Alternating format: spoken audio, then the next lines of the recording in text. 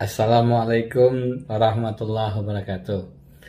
Dan sanak seberataan, alhamdulillah di hari kedua isolasi mandiri, kondisi ulun masih baik dan masih bisa beraktivitas. Ulun mengucapkan terima kasih atas berbagai ucapan dan doa-doa yang pian kirimakan untuk kesembuhan ulun.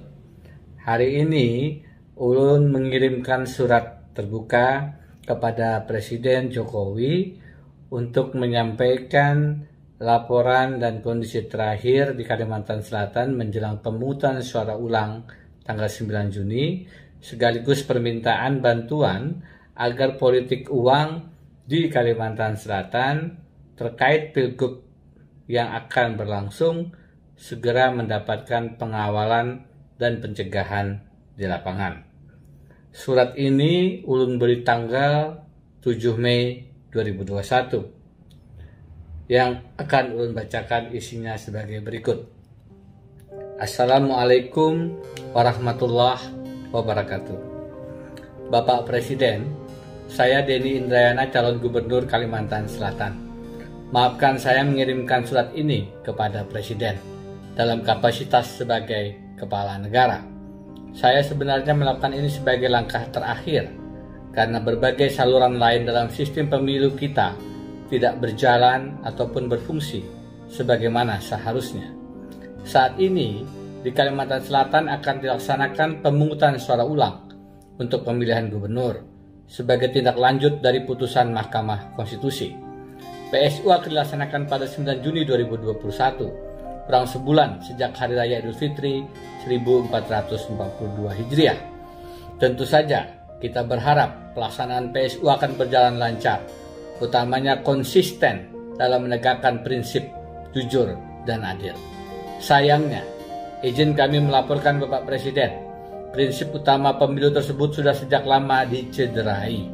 Bantuan COVID-19 diselewengkan dengan gambar gubernur petahana saat itu, Sabirin Nur.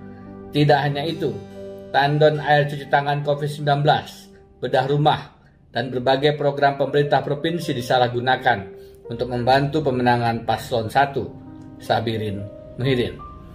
Upaya kami melaporkan kepada Bawaslu Kalsel tidak membuahkan hasil.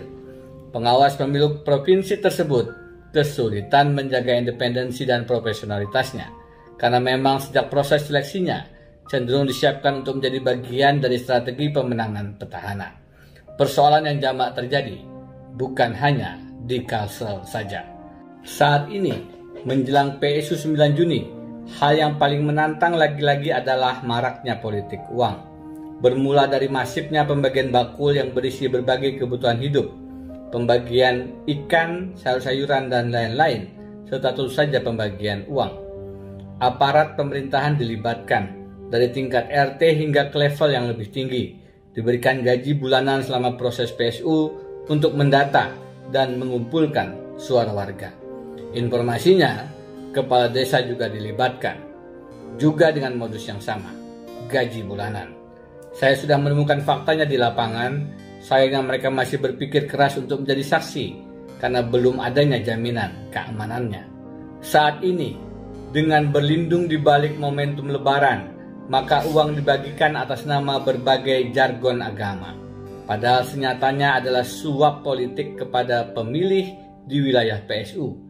Sebagai contoh nyata, ada adik dari pengusaha kondang batubara di Kabupaten Tanah Bumbu yang perusahaannya sedang berurusan dengan KPK karena penyuapan kepada petugas pajak yang telah membagikan dana menjelang lebarannya kepada masyarakat di wilayah PSU.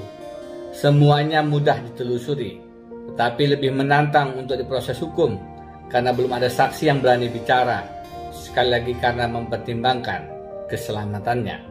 Dalam situasi yang demikian, sistem pengawasan pemilu kita seharusnya mengambil tindakan tegas. Politik uang yang masif adalah alasan satu pasangan calon didiskualifikasi. Tetapi sebagaimana telah saya sampaikan, Bawaslu belum berfungsi normal. Saya sendiri sudah kehilangan semangat untuk melapor, karena bisa diduga hasilnya akan membuang-buang tenaga semata. Meskipun demikian, jika saja pun Bawaslu serius ingin memberantas maraknya politik uang tersebut, maka mereka toh seharusnya tidak perlu menunggu laporan kami, karena ada mekanisme Bawaslu sendiri bisa mendapatkan temuan lapangan dan menindaklanjutinya menjadi proses hukum. Namun, harapan Bawaslu akan mengambil tindakan hukum yang tegas demikian kelihatannya hanya akan menjadi harapan tanpa kenyataan. Berangkat dari situasi yang sedemikian mengganggu rasa kejujuran dan keadilan pemilu, maka saya dengan ini meminta perhatian kepada Presiden RI. Inilah langkah tersisa yang saya harapkan masih mungkin membawa perubahan. Kami bermohon ada langkah-langkah pencegahan dan penindakan yang lebih konkret bisa didorong oleh Presiden selaku Kepala Negara untuk menjaga agar PSU Pilgub Kalsel tetap berjalan jujur dan adil. Kami paslon nomor 2, Haji Deni Haji Difri, meminta ada penjagaan aparat negara diturunkan ke lapangan menjelang PSU, bukan hanya untuk menjaga agar tertib dan aman, tetapi lebih jauh agar pembagian politik uang tidak leluasa dilakukan. Kami meyakini hanya dengan aparat negara yang ikut menjaga agar serangan fajar tidak terjadi, maka PSU Pilgub Kalsel yang jujur dan adil masih mempunyai harapan. Dengan demikian, rakyat pemilih di Kalsel akan lebih memilih berdasarkan mata hati, bukan mata uang. Demikian harapan dan surat terbuka ini kami sampaikan sebagai bagian dari ikhtiar kami selaku warga negara yang cinta Indonesia dan cinta pemilu yang jujur dan adil, tanpa politik uang, tanpa politik curang. Besar harapan kami, Bapak Presiden memberikan atensi dan mengabulkan permohonan kami agar ada aparat negara yang mengawal PSU Pilgub Kalsel supaya proses pembagian uang tidak dibiarkan terjadi dan menciderai proses demokrasi di tanah air kita. Wassalamualaikum warahmatullahi wabarakatuh. Salam hormat, Haji Deni. Itu surat yang untuk sampaikan kepada Presiden dan mudah-mudahan bisa menjadi perhatian beliau untuk menjaga proses pemilu di Kalimantan Selatan.